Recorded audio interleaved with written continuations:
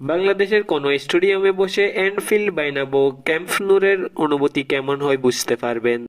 ইউরোপের স্টেডিয়ামগুলোর মতো বাংলাদেশ জাতীয় স্টেডিয়ামে বসানো হচ্ছে এরকম আধুনিক বোর্ড।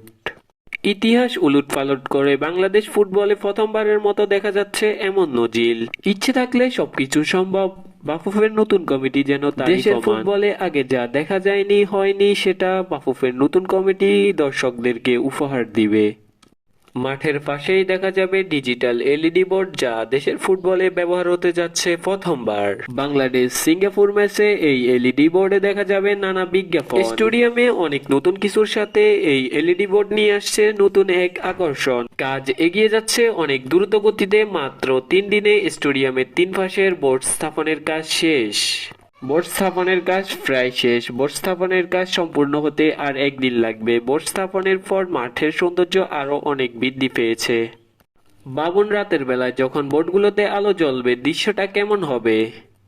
জাতীয় স্টেডিয়ামে চলছে শেষ মুহূর্তের কাজ। 22 মে এএফসির কাছে মাঠ বুঝিয়ে দিতে হবে বাফুফেকে।